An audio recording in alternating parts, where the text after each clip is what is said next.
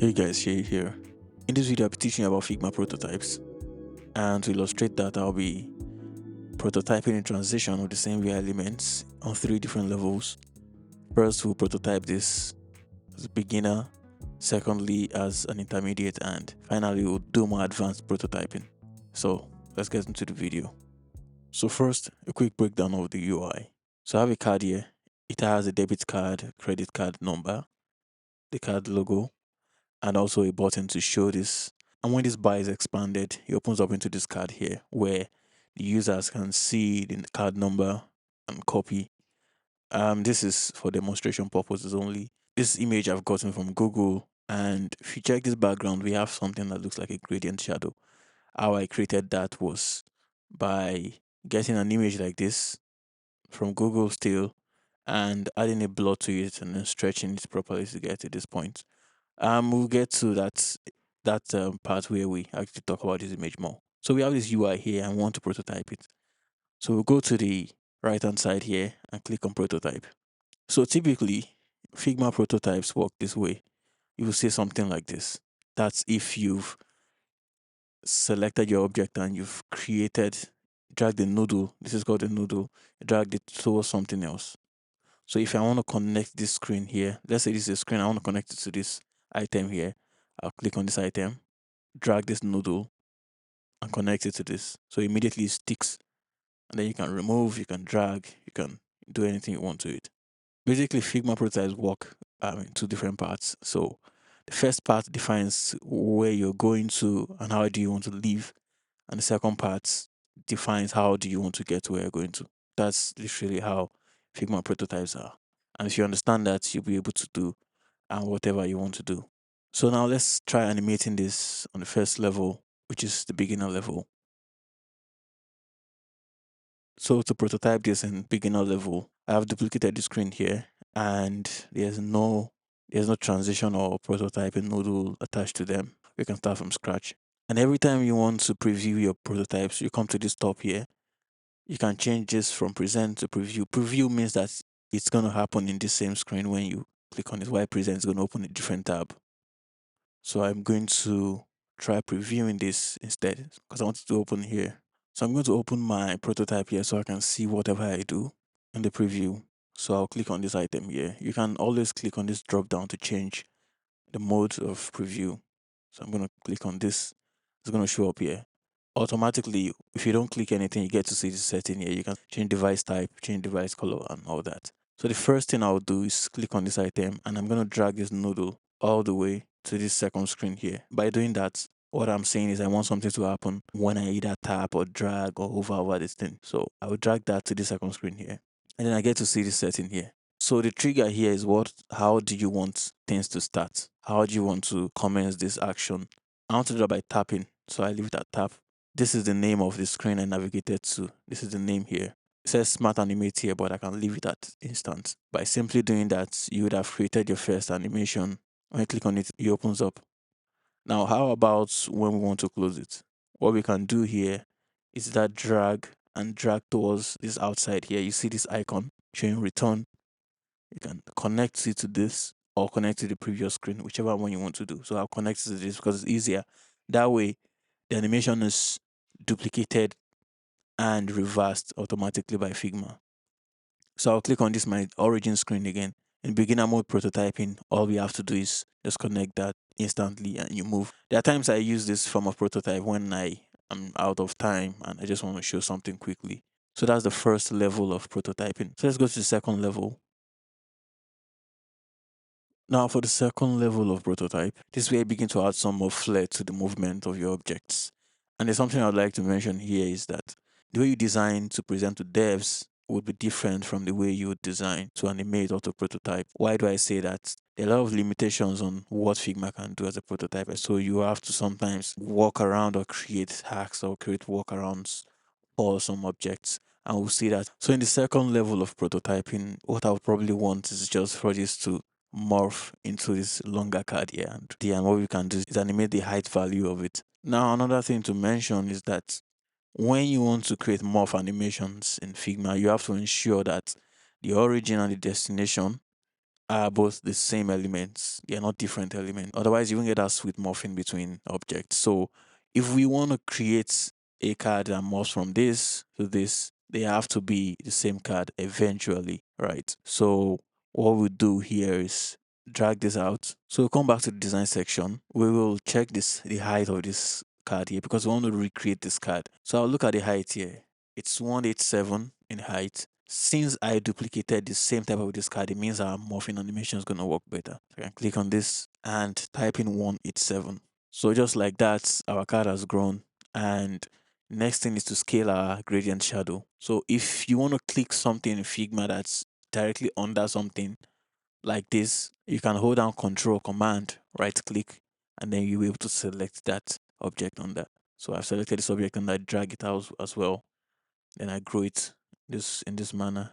Here we've grown it. We can also change this button label from show to hide. You can add auto layout to it or just center it in the frame. Like I said, how you'd design this to design for devs, present and handoff is different from how you'd design this for animation because there are certain limitations to Figma and all you have to do is basically move things around manually. If you want to get that sweet movement across things.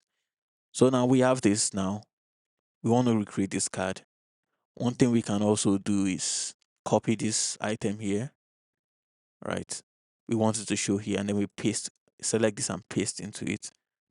Automatically Figma remembers where it was at what position on the X and Y. And so when we come to this object now, we try to see what's left of this card. Next thing here is the sizing of this MasterCard logo. What I can do is scale it up, right? And then for this one, I can just hide it. You can come to the appearance section and change it from 100 to 0, or on your keyboard, you can just press 0 twice, and then it hides it. So let's start seeing what happens here. So we're in the prototyping section. I'll select this noodle here and drag onto this place here. Automatically, these sides are filled for me. Next thing I have to settle is the animation. So how do I want this to animate? I typically will go for smart animate. That means I'm trying to let Figma recognize properties and use them to animate. So smart animates, you can come here to see how this would work. Ease in, ease out. These are all ease curves to show, how fast you want it to move, how bouncy do you want it to move. So I can say gentle and then come to the duration here is how fast you want this animation to happen. I can enter 400 here. It's going to be slow and maybe not as fast, but I want something from it. You can try whichever one you see the difference here. And the good thing is that as you are making changes to these values here, you get to see this box move and show you how it's going to move. So now I've connected the first part. Now the other thing I can do here is also select this, and as we did in the first one, we don't want to repeat that same movement again. We just want to duplicate and reverse it. Automatically Figma does that for us. So now we've tried it. Now let's see our animation and see how it works. So I'll drag this object out here so you guys can see it. So in our preview simulator on our preview phone here, we can check how the animation plays out. So when I click on it, it slides down. So by just doing this, you've created at least animation that doesn't feel static like the beginner level, and you added some flair to it, and the cards get to morph. As you can see here, both gradient shadow and the card itself grow and shrink. So now let's move to the advanced level and try out some even more complex things. Now the difference between animating on each of this level is the amount of detail you want to add to your object. Like I mentioned, depending on how much time I usually have, I'm going to present an idea quickly. I probably use the first method. Bear in mind, these titles don't refer to the skill level where one is using it. It just defines how much time you want to spend on this. Sometimes I like to go hard on things, other times I just like to go easy. You have to look at your time, the time you have, and the amount of resources and time you want to put into it. So for this third level, which is an advanced level, we want to make use of, want to make use of our inner eyes and look at things differently and look at how things can improve. So we want to look at each part of this card and see how they can be animated or how transitions can be added to them. Now, first of all, we've animated this card here by increasing the size, right? And also hiding this.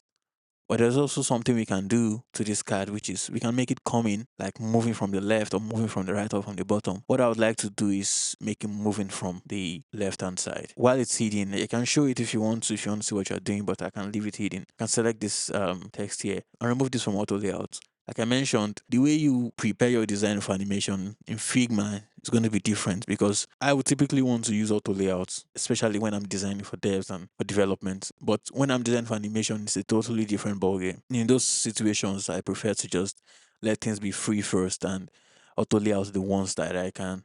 So what I'll do here is select this text here and drag it towards the side and also reduce the size. I can go from 14 to half the size, like 7 or 6. So I reduce to 7 and I can bring it down here. When the tap happens, text is going to grow, it's going to appear, and it's going to move in. Makes it even sweeter. Now we've thought about this part. So what we are doing is breaking down each part and seeing how much transition can happen here.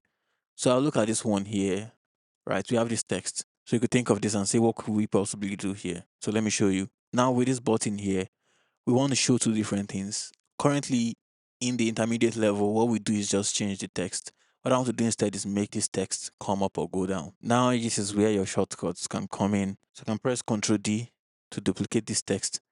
It's been duplicated if you check this left hand side here. If you duplicated it, I want to change the label on the button. We also want to see what we are doing. So you move this down only a bit. We want it to come out of the box. Double click on this and say hide. So we want that whenever we tap on this card and it's about to change, it doesn't just change, it animates in, it comes in, moves in. So I can center this. And now it's in the same box, show and hide. Now you can move this with your keyboard because you don't want it moving outside, or you can hold down space when you're moving. When you move that way, it's going to remain in the box, but you have to be careful so it doesn't come outside. You have to check this part here. So I'll try to move with my keyboard instead.